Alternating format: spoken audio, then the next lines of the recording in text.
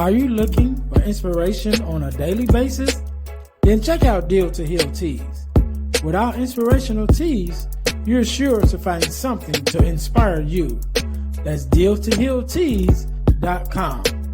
Put some inspiration in your situation. Wear inspirational tea and be inspired all day. Let's go to dealtohealteas.com. Again, that's dealtohealteas.com.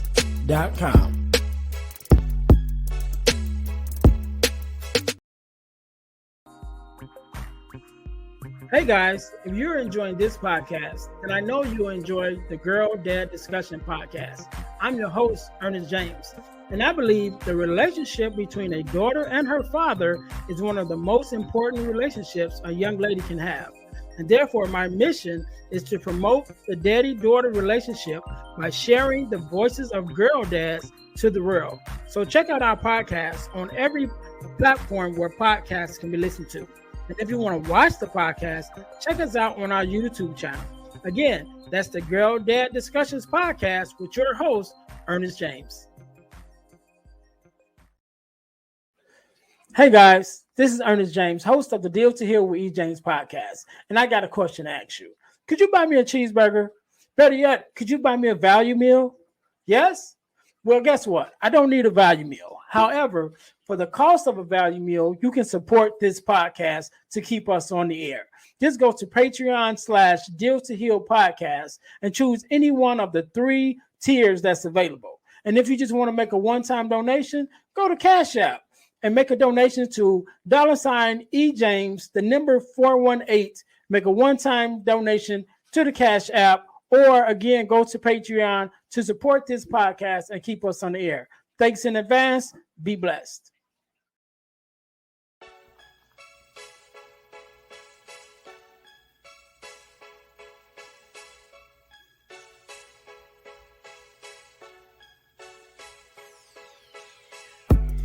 Welcome to Deal to Heal with E. James podcast. On this podcast, my guest and I will discuss topics and ways to help us to heal in every area of our lives. I believe that everyone can live a life that is happy, healthy, and whole. So I'm on a mission to help people to deal, heal, and fulfill. Deal with your problem, heal from the pain, and fulfill your purpose. Thanks for tuning in. Let's get to it. Welcome to the Deal to Heal with E. James podcast. I am your host, Ernest James, and I believe that everyone can and should live a life that is whole, healed, and healthy. And therefore, I'm on a mission to help people to deal, heal, and fulfill, to deal with your problems, to heal from the pain, and to fulfill your purpose. Thank you guys once again for tuning in to the Deal to Heal with E. James podcast. If you haven't already, make sure that you listen, like, and subscribe to all of our podcasts on all of your social media platforms, definitely our YouTube channel, and wherever you listen to your podcast at. Make sure you guys are letting people know that we're here, right? Don't keep it to yourself. Share it with somebody else that the Deal to Heal with E. James podcast is up and running. So make sure you guys let somebody know. Also, make sure you check out our partner podcast, which is the Girl Dad Discussions podcast, where I am also your host. On that podcast, we talk about the relationships with dads and daughters in order to combat the narrative of the fatherless daughter and the absent father. You don't want to miss it. Love great stories between fathers and daughters. Also, check us out on our YouTube channel because we share the same YouTube channel. So when you go to Deal to Heal with E. James podcast on YouTube, when you go there, you'll also be able to find the playlist and video list for the Girl Dad Discussions, as well as the Deal to Heal with E. James podcast. So make sure you guys are checking us out on YouTube. Make sure you subscribe. Again, don't keep it to yourself, but tell somebody else that we are up and running. Also, I'm going to tell you guys how you can win $100 from the podcast, but you got to stay into the end of the episode to get that information. All right. So as you guys know, we are a self-sustained podcast in a way that we keep our bills paid is by bringing you amazing products for you to purchase in order to support us. And so our product of the week is our ebook, The Core Four. The Core Four, which is the core four values that every daughter should get from her father. Again, that's the core four. It's the core four values that every daughter should get from her father. And you can find those that ebook at ebooksbyejames.com. Again, that's ebooksbyejames.com, as well as dealhealfulfill.org, which is our main website. You can go there and you will find the link to the ebooks there. And there's also other ebooks, but our product of the week is the Core Four, which is the core four values that every daughter should get from her father. And you can find that at ebooksbyejames.com. Also, check out our inspirational tea line with our inspirational t-shirts at deal2heal tees.com. That's deal2heal tees.com. Make sure that you guys are checking us out there. Again, thank you guys once again for tuning in to the Deal to Heal with E. James podcast. And today, just like any other day, we are blessed with the guest, Mr. Darius. How you doing? I'm doing well, doing well. Thank you for having me on. No problem, no problem. First of all, let me say thank you for being here, because I know you could be doing anything else, but you took out the time to be here with me and my listeners, and I definitely appreciate you being here. Also, because I asked you beforehand, I know that you are a girl dad. And whenever we have a girl dad on, before we get them to be a guest on the Girl Dad Discussions podcast, I asked them two questions. So I'm going to ask you the first two questions straight out the gate is, what does it mean for you to be a girl dad? And what is something that your daughter has taught you? Wow. So it's really different for me because I grew up with all brothers and most of my cousins were boys, right? So for me, it means a whole different paradigm shift into how you relate to people because, the way, my parents talk to me, I can't talk that way to my daughter, Right. The dynamics are just different. Yeah. So the approach is different. And the way that my daughter thinks and does things is a lot different from my other three sons. And so, for instance, she tends to be very persuasive, very talkative, and her words I tell her all the time, so your words are very powerful. So be careful how you use them, I think the other dynamic about me, naturally, I'm an introvert. She's an extrovert. There's things I learned from her in that regard, because I tend to want to be a little more on the shyer side and kind of more observant, where she's bubbly and loud and vocal. Matter of fact, she ended up pushing me into like a semi-testimony service at church once. I'm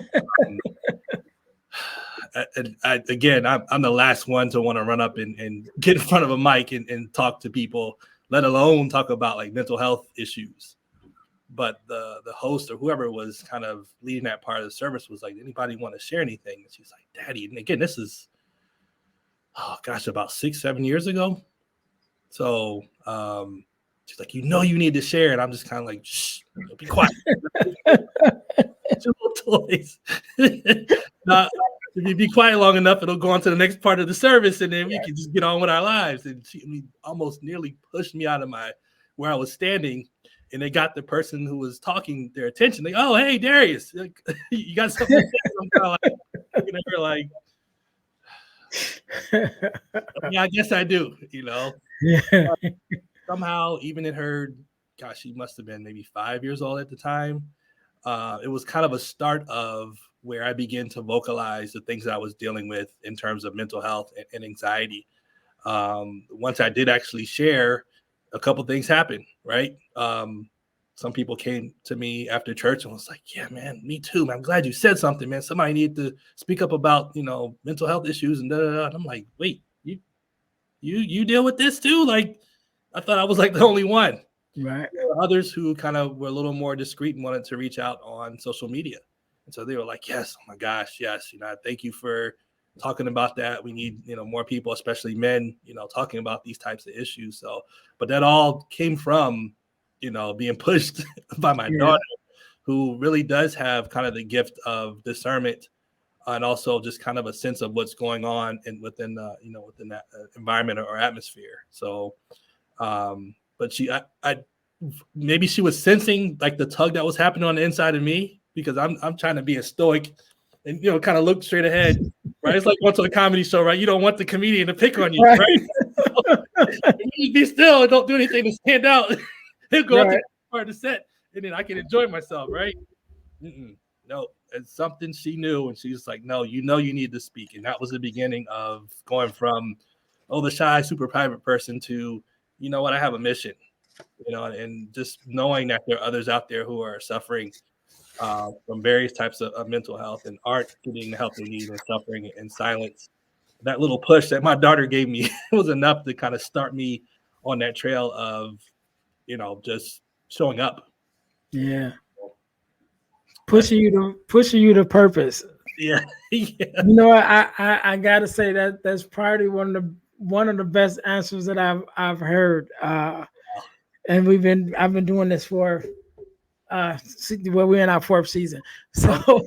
I've been doing this for a little while, and that's probably one of the best ones that I've heard from the aspect of purpose, which as a speaker, that's one of the things that I speak on.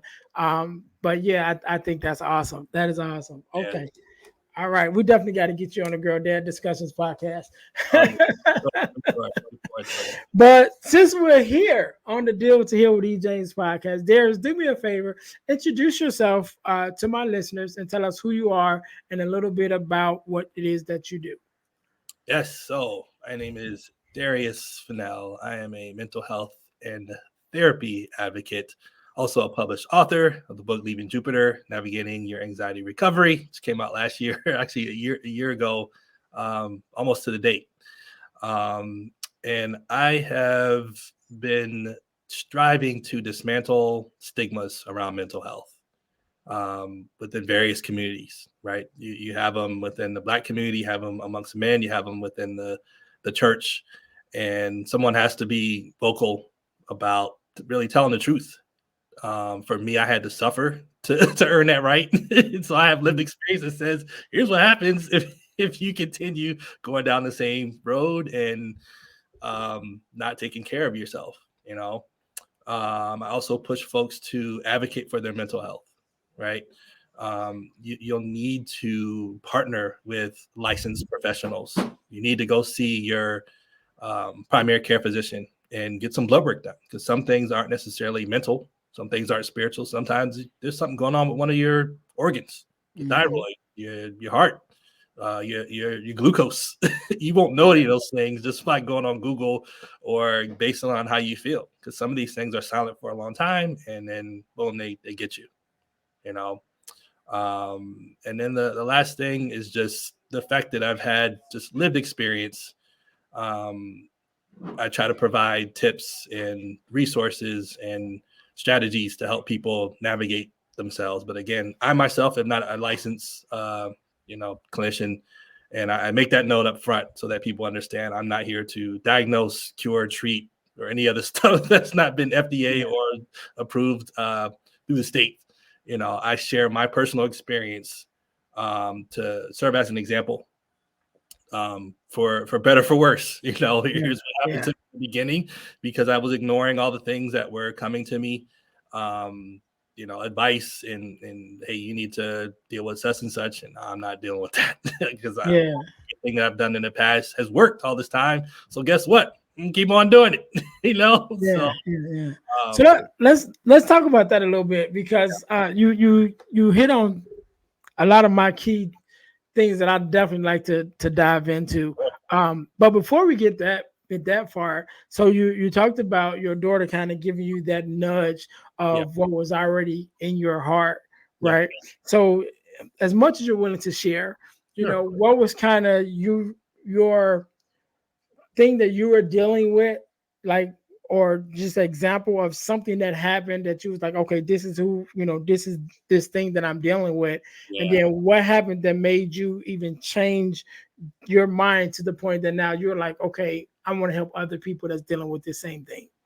Yeah. So if I go all the way back to my earliest memories, I have had anxiety like all my life, right? I was just diagnosed back in 2018 with generalized anxiety disorder.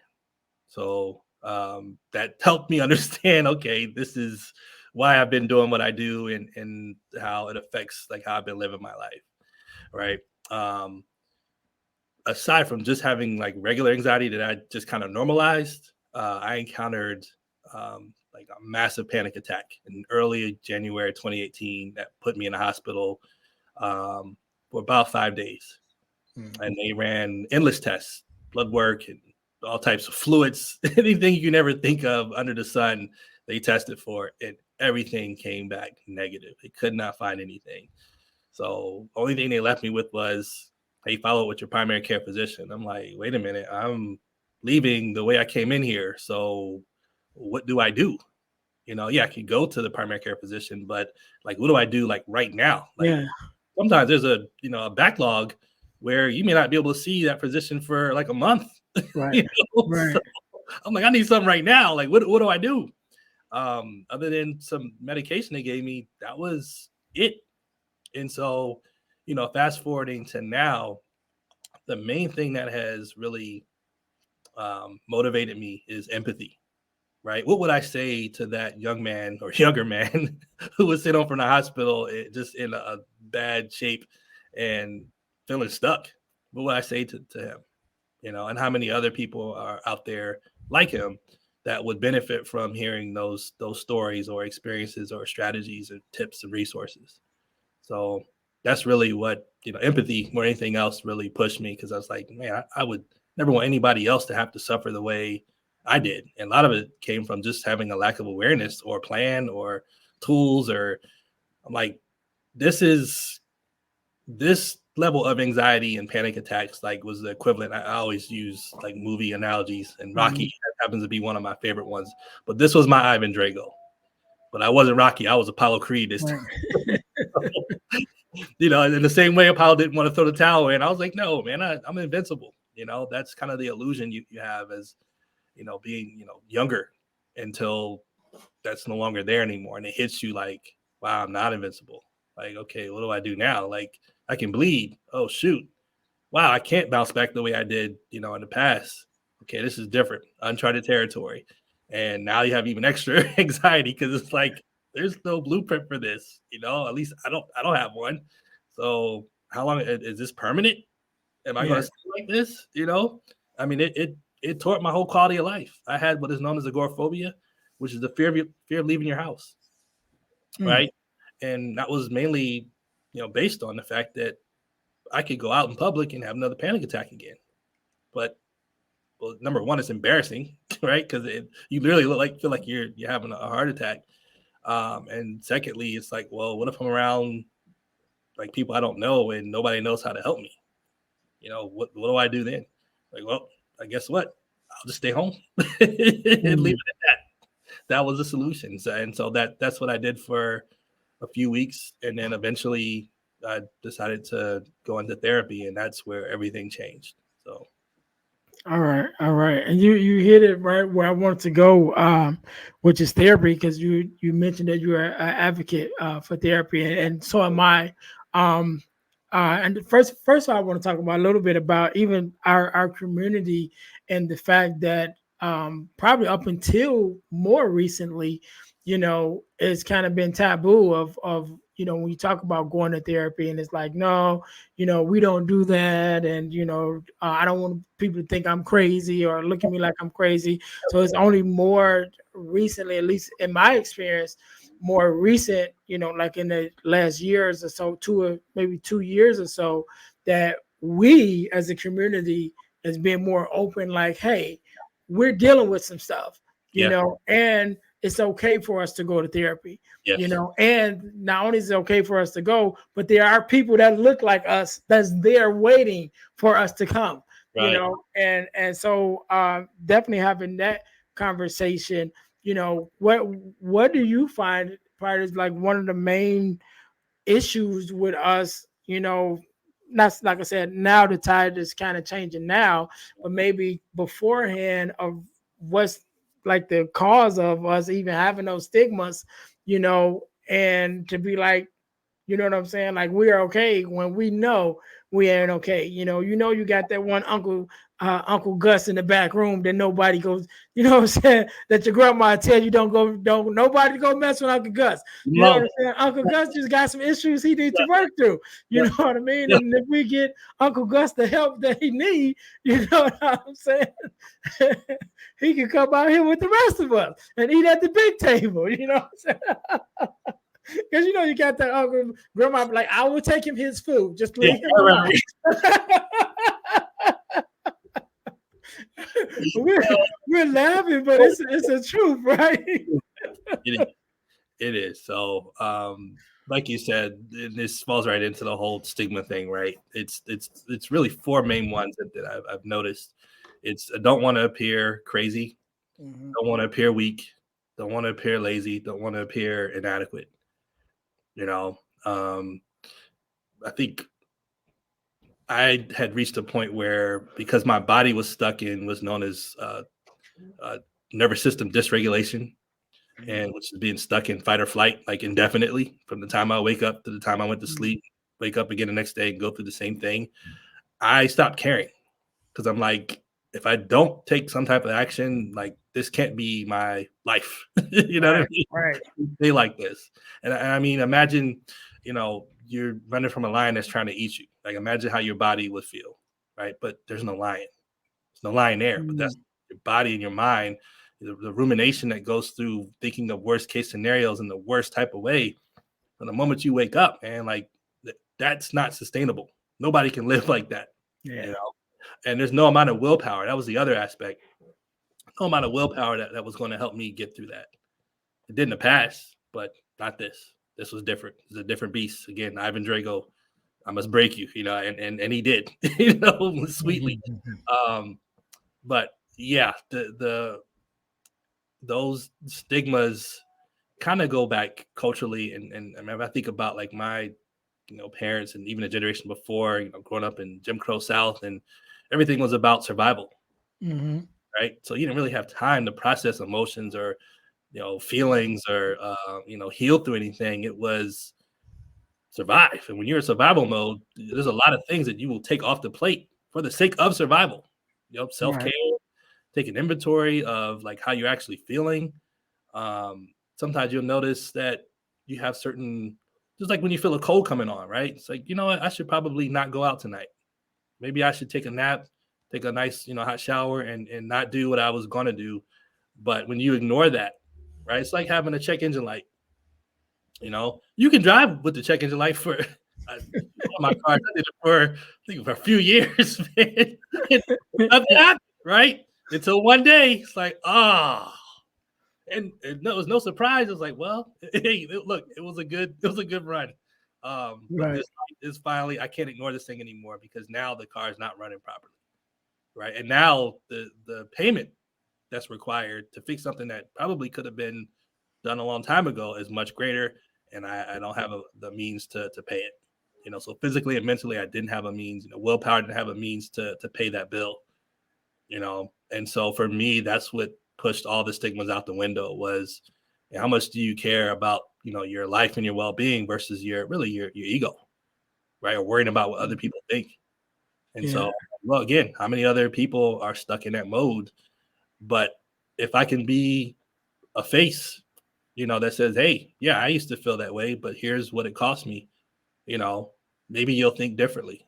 If I'm vulnerable enough to say, like, I even have a picture in my book where I'm in the hospital, and because I was so dehydrated and other things, again, not taking self-care, they had to take the IV through my jugular, and you can see the port going right here and wrapping all the way around my head, and that thing burned.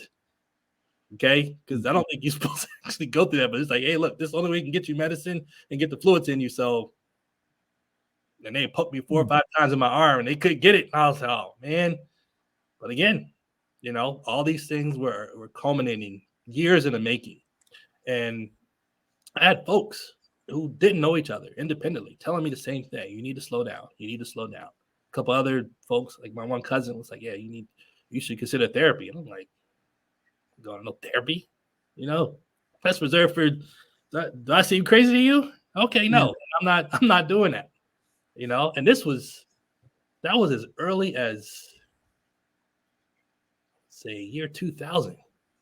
So I had a long time to hear these same messages come over and over again to really seek help that I need. And again, back then it would have just been a couple of adjustments, you know, different mindsets, you know, maybe dealing with some things from my childhood. But it's hard to heal in crisis mode, right? Yeah. You got to put the initial fire out, right? And I didn't even know how to do that. You know, I had to learn things about how to, you know, ground myself and find different exercises that would help calm me, right? But then there's the other thing was I was having side effects from medicines that I was given, right? So sometimes some of those exercises don't matter because this isn't a physical thing. This is a medicine thing. Yeah. And I even myself, I remember hearing some of those same things, especially the one about not going because you don't want to be looked at like you're crazy, Yeah. you know, and especially with me being as vocal as I am now about the different things that I went through, dealing with depression, you know, thinking about committing suicide, my own self, you know, having suicide ideations. And one of the things that I definitely tell everybody, you're not the only one, you know, and a lot of times you feel like you're the only one because we're not having the conversations, you know, because nobody wants to, you know, feel or be looked at a certain way. Right. But actually, if you were the one to speak up, or if the conversation is really had in honesty, the same people that you don't want to look crazy in front of are maybe dealing with the same issues that you are dealing with, and that's why they're putting up that same front. You know what I mean? It's like, yeah, we're all going through something. We're all dealing with something, you know. And to be honest, I always say we all are a little crazy. Like, do you look crazy? Yeah, you look crazy because I'm crazy. We all crazy. You know what I mean? We all got a little bit of undiagnosed something, you know, that we have to deal with. And some of us choose to actually deal with those things. And then some of us choose to hide behind them until, like you said, it gets to the point where now what could have been easily fixed has now became a problem that now you really have to do some adjusting to be able to heal from. And you also mentioned another key word. You mentioned church, and I'm a PK, right? So growing up in church, been in church my whole life, and very aware of the teaching of pray it away. You know what I mean? And I tell everybody, you can't pray everything away. There are some things that you have to do the work, right? Even when you finish praying, I'm not telling you not to pray, but even when you finish praying, the Bible says faith without works. So if you're believing that your prayer is going to be answered, it's still going to take some work on your part. So you still need to go to who you need to go to. You still need to talk to who you need to talk to. You still need to read whatever books you need to read. You know, there is an assignment that is assigned to you after you pray. That's called work that you got to do. So you just can't pray it away and it's going to go away.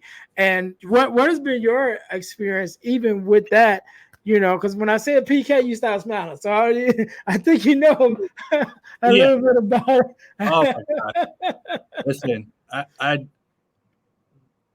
back in 2018, when I was in the worst of it, I was like, all right, roll my sleeves up. And I used to be on intercessory prayer teams and stuff. I used to pray with, I don't know if you ever pray with Jamaicans or people from like Africa or other, you know, countries where, you know, maybe they didn't have all the luxuries that we have here. And so just their connection with God was just on a whole, the sensitivity, in my experience, was just on a whole another level. Like I thought I knew how to pray until I got around some of those folks. And I'm like, man, they are going in. And it's not, you know, the eloquence of words or fanciness or whatever. It's, no, they're really hearing. They're hitting some key stuff and they're just, you know, breaking chains and all types of stuff. I'm like, good Lord, man. You want me to go after that? I'll do the benediction part. Like, right. You know, but I got to a point where I was like, all right, man, this is spiritual warfare. I'm gonna tear this thing up. And, a couple days went in and I'm like, wow, it's not working, like everything that I was thinking I could just, tear down and go in the spiritual realm and just wage war. The thing is, like, not everything has a spiritual, like, fight to it, right? In other words, sometimes it's your character. Yep. Right? Sometimes you made some bad choices. Sometimes you can't just say, "Oh, we got to rebuke the devil." How about you rebuke some of them bad decisions that you were making? Yep. Yeah. Yeah. Put a tongue to that. You know what I mean? Right. And for me, going back to the whole character thing, think about some meals you have, right? You have some things you can just throw in the microwave for 30 seconds, pop it out and eat it, right? Think about some of the other things that maybe you ate from the crock pot, right? It took a few hours to cook. But if you were to compare what came out of the microwave compared to that crock pot, I want that crock pot food.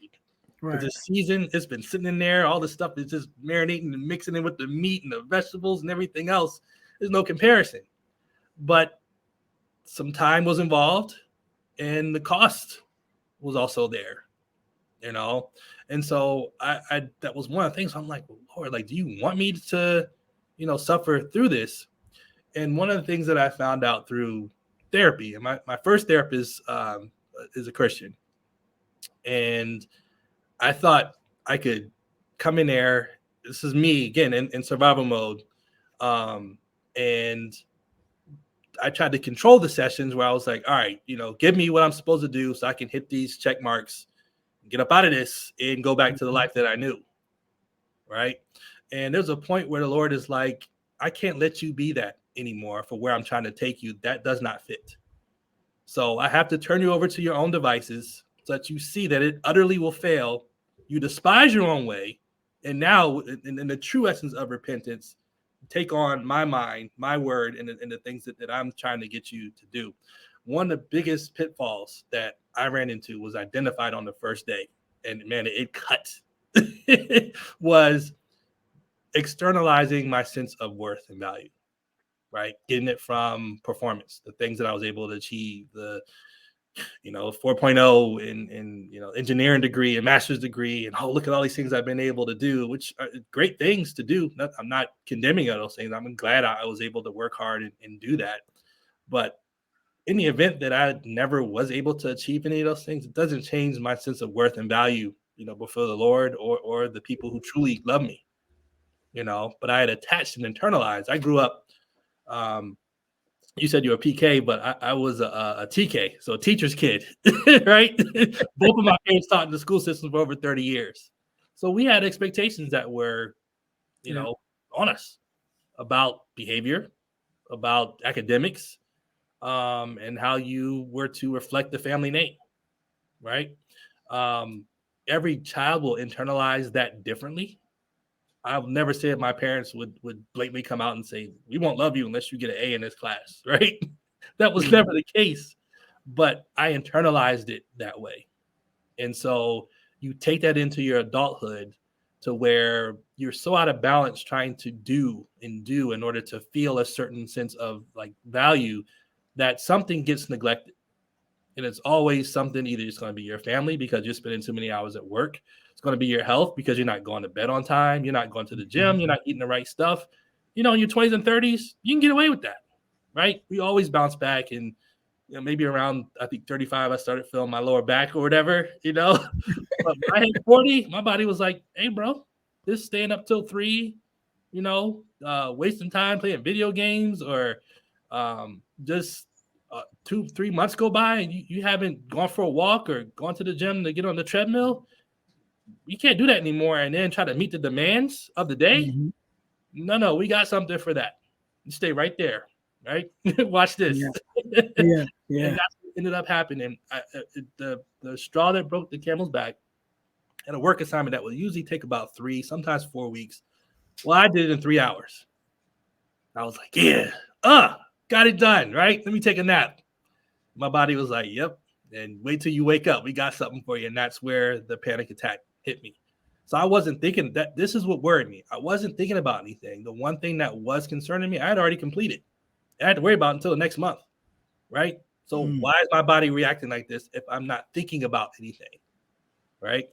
I looked at my wife. I was like, look, I think something is really wrong. You got to like rush me to the hospital. I didn't want to say the word heart attack, but that's what was in my mind. Yeah. And on the way there, that's when that sense of invincibility, the illusion of invincibility was gone. I started thinking about the insurance papers. I was going to tell her, hey, it's okay if you remarry.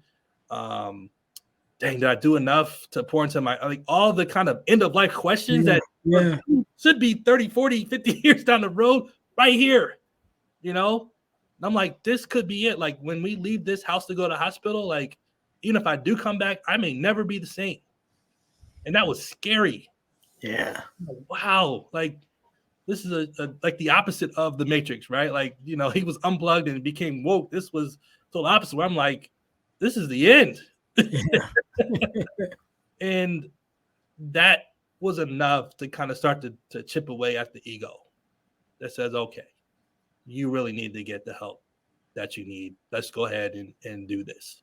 Let's go ahead and commit to really sitting down and allowing somebody to unpack all the things that got you to this point. Even though I was still resistant and still trying to insist on doing things my way, do enough to do the check marks and get me back in the game, my therapist recognized that right away. And she was like, no, that one of the most counterintuitive, what felt like it was counterintuitive, was learning to sit with the uncomfortable emotion. I would bring up something, say, okay, let's pause. We need to sit right here. And I'm like, I don't think you understand how this works. Here's my arrogance, right? I don't think you know how this works. I'm talking about this so we can get rid of it. Right. What's this whole pausing and sitting in this? You can sit in there. I'll come back next time. You tell me what you need. But I'm trying to get rid of it. Nope. We need to sit with this. Why? Because these different emotions and feelings, they're messengers to a deeper issue that you have not dealt with for years. And the only way you get to that is to you got to be comfortable for a little while. But think about anything you've ever accomplished or achieved or done athletically has not been from a comfortable way. Like I was triple jump state champ back in Delaware a long time ago, back in the 90s, right? But I was telling one of my sons about what it costs to be champion and talking to my coach and saying, I told him, I want to be champion. He's like, are you sure? All right. Well, you got to come to Saturday practice, do everything I tell you. And man, he tore me up. But after I was done with that practice and just, being so uncomfortable, I knew right then that I was going to be champion because I was willing to pay the cost for it, willing to go through the discomfort. That translates into almost every other thing in life. If you want to be great at something, it's going to be some inconveniences and discomfort you have to sit in, not just, oh, I did it and I can move on. No, you have to come back to this place over and over again. And almost, I won't say like it, but there's an acceptance piece that comes with sitting with it. But then if you can endure long enough, here comes the other, side of that, which is growth. Yeah. And I'm listening to what you're saying, and it is hitting the core with me because I remember going through all the emotions that I was going through when I was dealing with grief when my mom passed away, and fortunate for me, I had been to bereavement support before, from when my mother-in-law at the time passed away, who I was really close to. Okay. And so when my mom passed away, I, was okay with going to get that, that help that I needed. Right. And even though I didn't actually go to a therapist, but the support group to be with people that was going through or had been through the same thing that you've been through was able to allow me to, again, sit with my own emotions while listening to the stories of others, and how they came through, overcame, or were currently going through, but allowing myself to be able to sit in those spaces and have those conversations definitely opened up a world to me. And that's why I'm so vocal about what I've been through and the fact that, I sought help, and so I'm a big component of therapy myself. And if not therapy, whether it's a therapist or group therapy or group sessions, or wherever there's like-minded people, to be able to have the conversations and to be vulnerable enough to be like, look, this is me. Yep. I'm going through. I need help. Whatever that looks like. And I think that's big for us in the spaces that we are, especially as men, to be able to admit, Right. Look, like you said, I'm vulnerable. Yep. I'm faced with my own end right now. Yeah. And so look, I'm taking the cape off. I'm taking the mask off. Yep. This is me right here. Yes. I need help.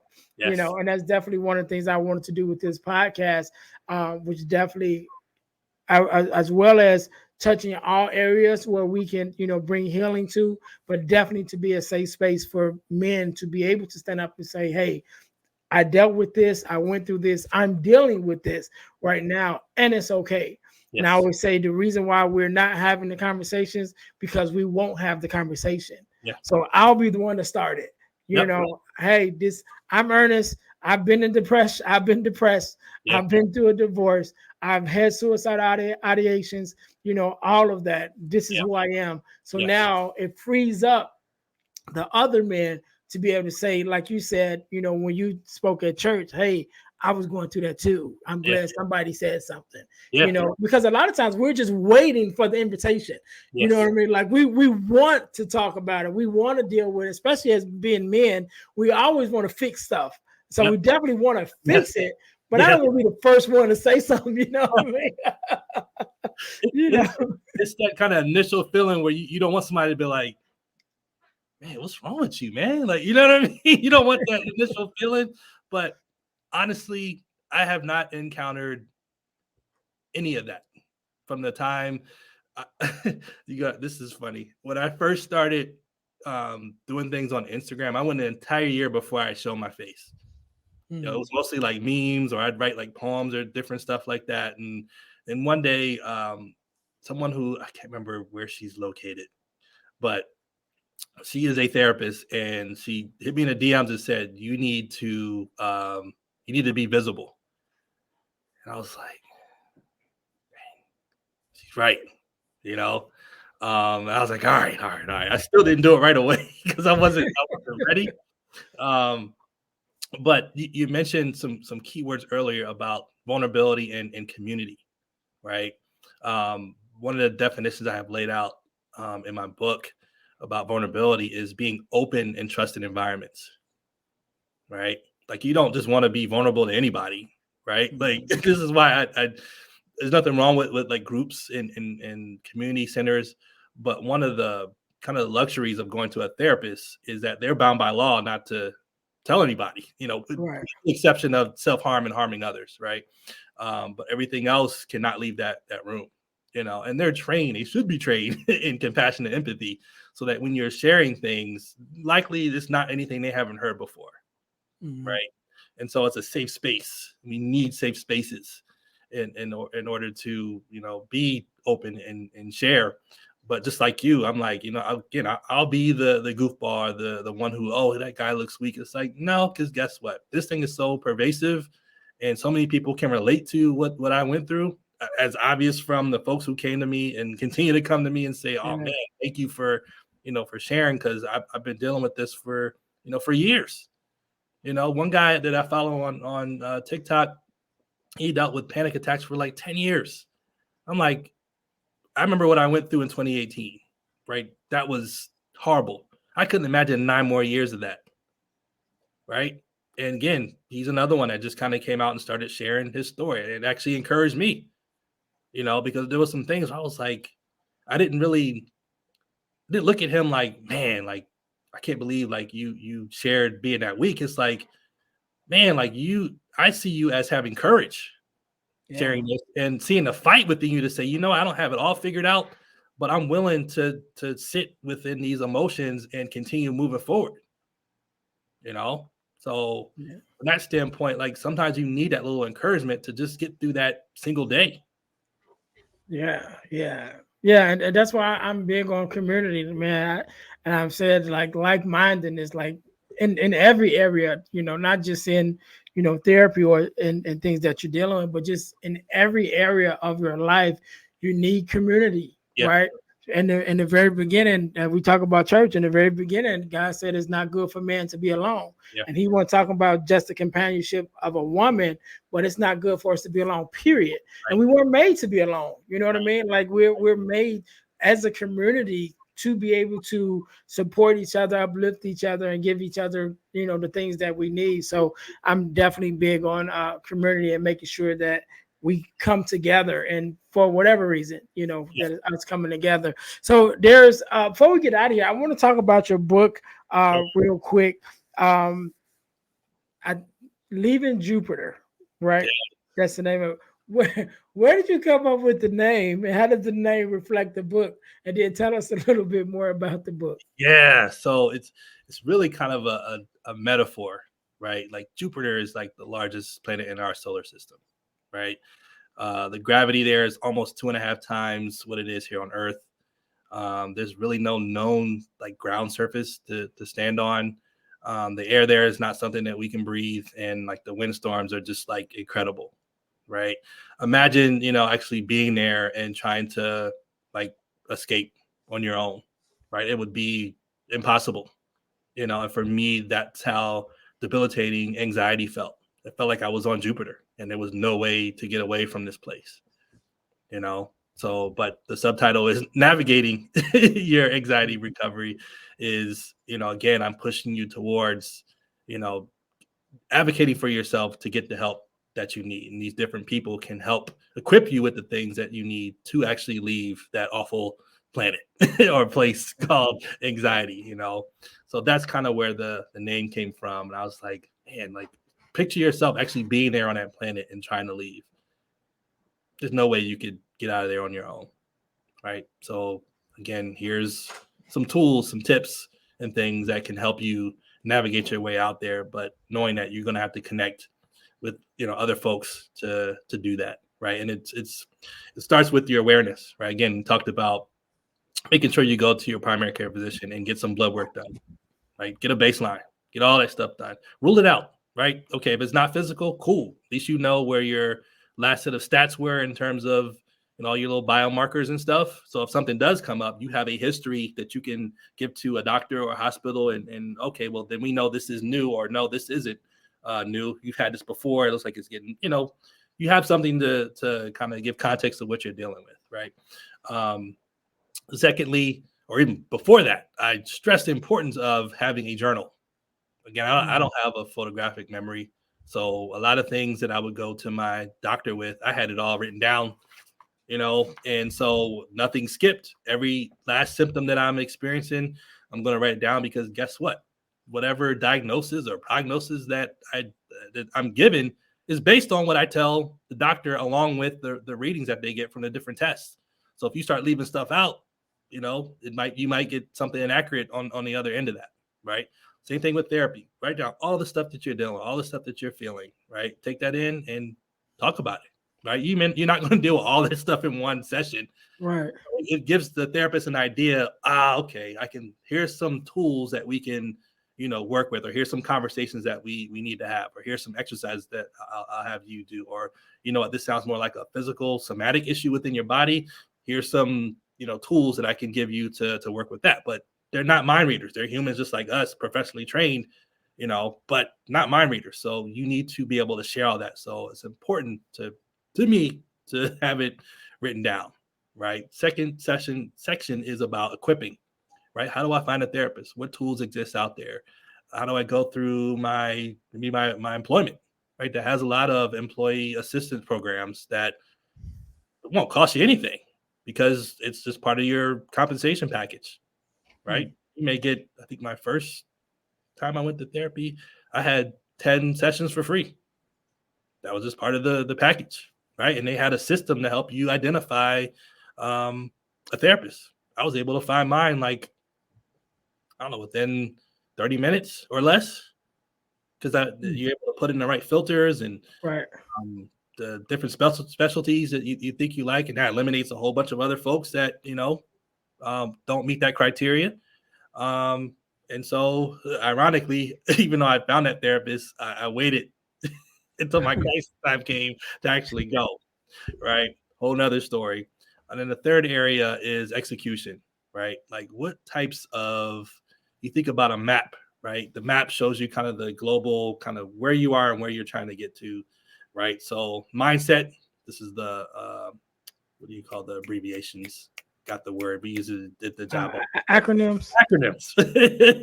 Mindset. Anybody that listens to the podcast know I love acronyms, so Okay. I knew that one. Okay. Yep.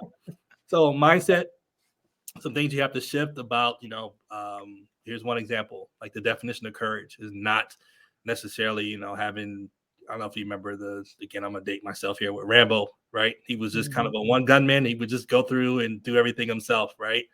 That's Hollywood. That's not courage. Courage is being able to show up for yourself on a daily basis.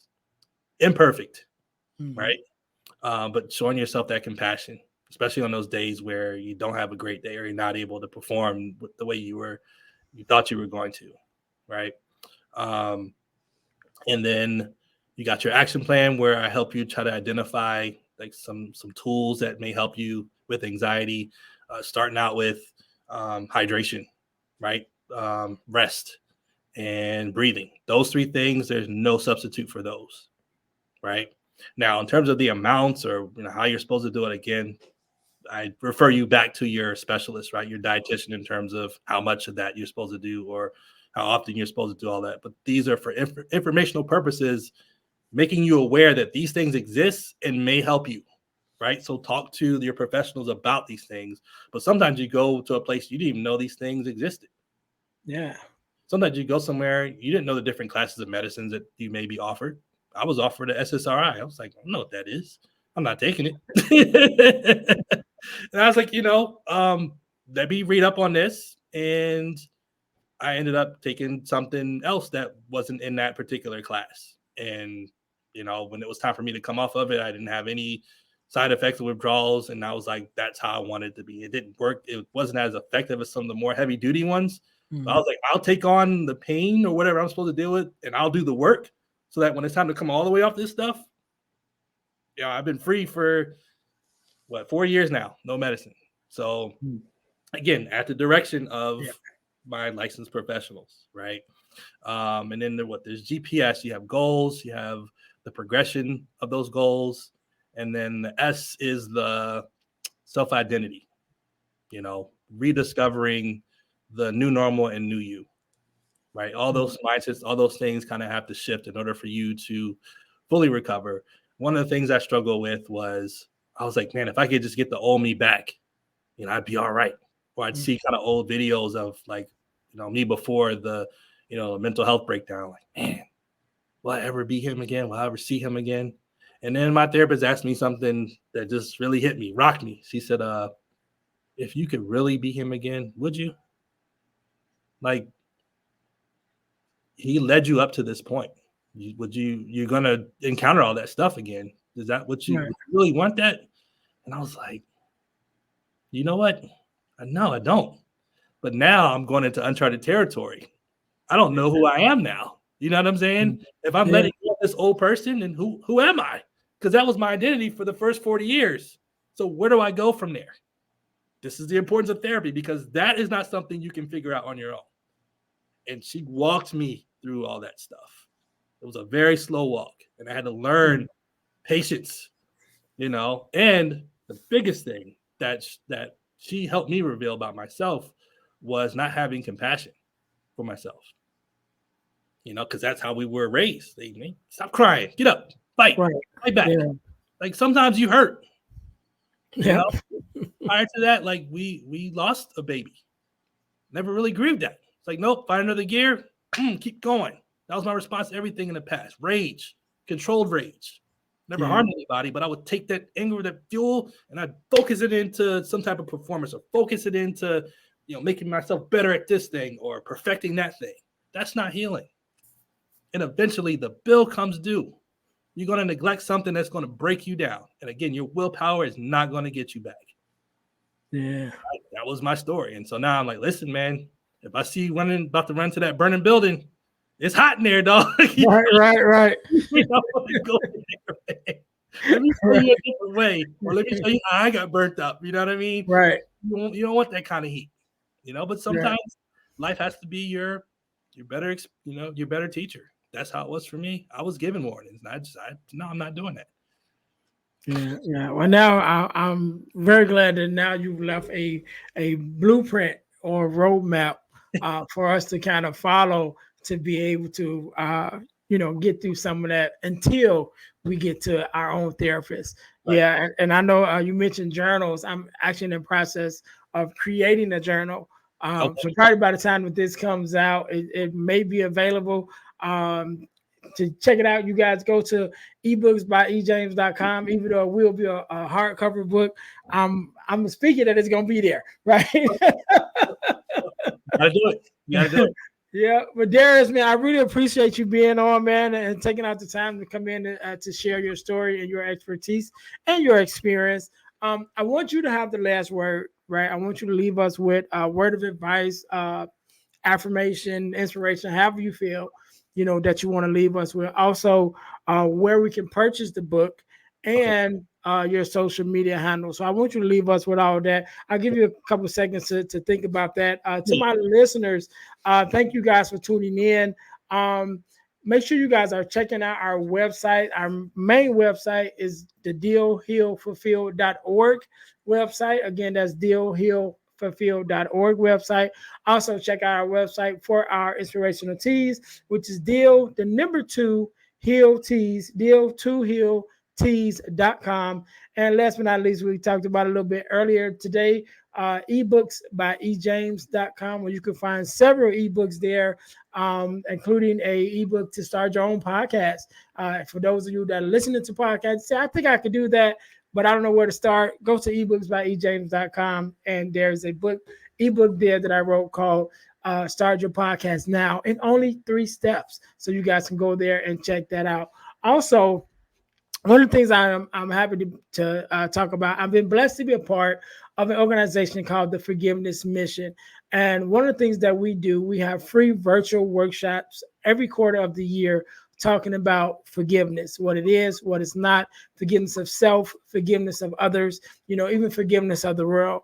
And it's at no cost, it's free. And so we do this every quarter of the year. So whenever you're listening to this, either one just passed or one is coming up. So you can just go to forgivenessmission.com to see when is the next free virtual workshop, or go to Eventbrite and look up forgiveness workshop. You should be able to find it there. So make sure you guys go check that out. Last but not least, I told you guys I would tell you how you can win $100 from the podcast. So you can win $100 from the podcast by entering our super subscriber contest. So you must subscribe to our YouTube channel, to our Facebook page, and to our podcast on Spotify. And after you've done those 3 things, text the word WIN, WIN, to the number 866-326-0730 to qualify to win $100. The contest is random and is ongoing, which means once you in, you can always win. You don't never have to re-up again, but you can always win. So make sure, again, subscribe to our YouTube channel, to our Facebook page, and to our podcast on Spotify. Then text the word WIN, WIN, to the number 866-326-0730. And make sure when you guys text the word WIN, you also text your name, your phone number, and your email address. I have people texting me WIN, and but they don't leave no information. So I can't even contact you back to let you know you are a winner, right? So make sure when you text the word WIN, you also include your name, your email address, and your phone number.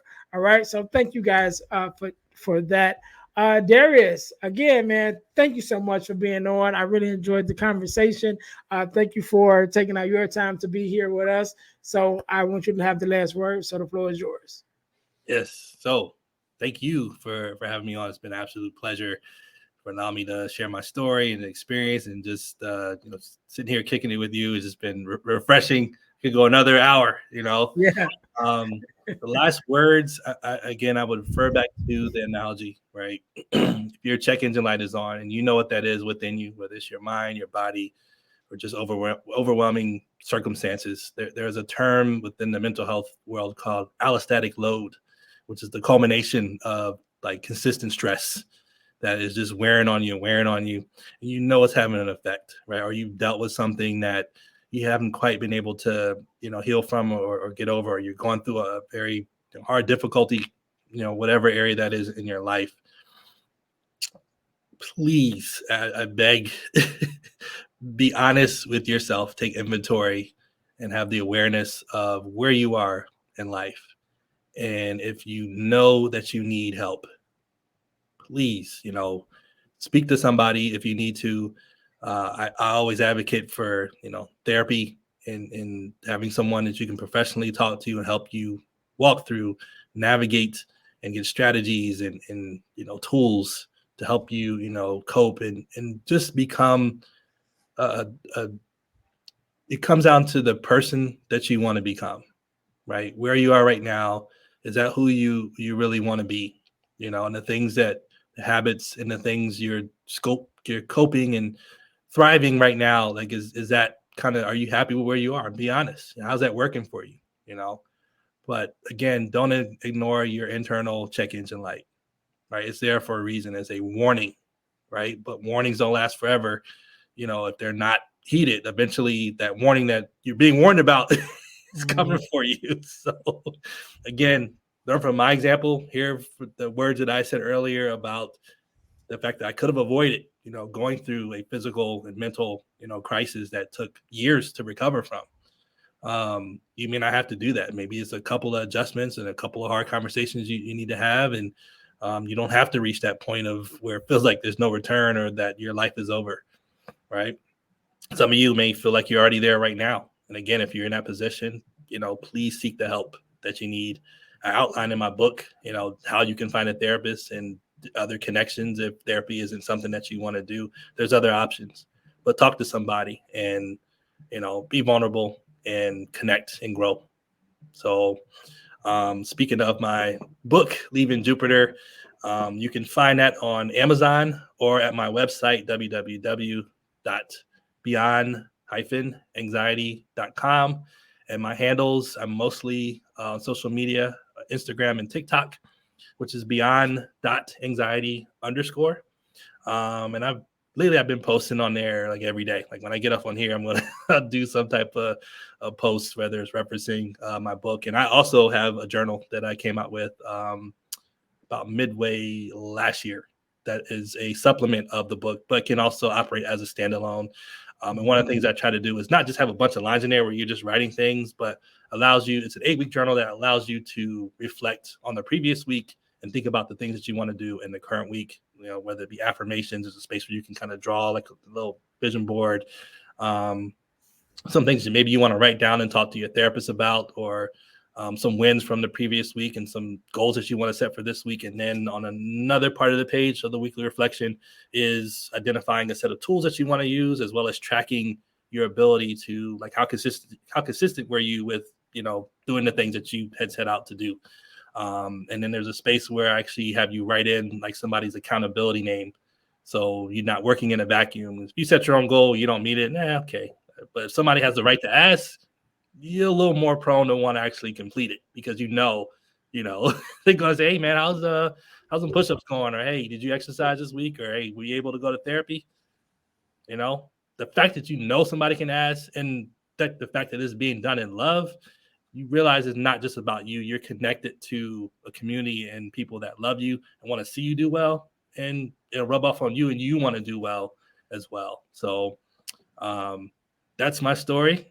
And again, thank you for having me on. And again, I hope everyone can really, really take to heart the words of just getting the help that you need. Advocate for yourself. You're so worth it. That's the other thing.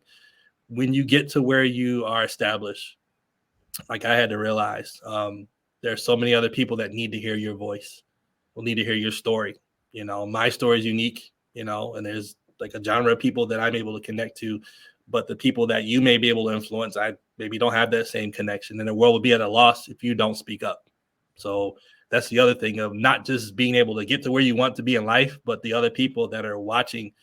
And especially if you have kids, you actually are modeling how they're supposed to live, whether you like it or not. So that's the other thing.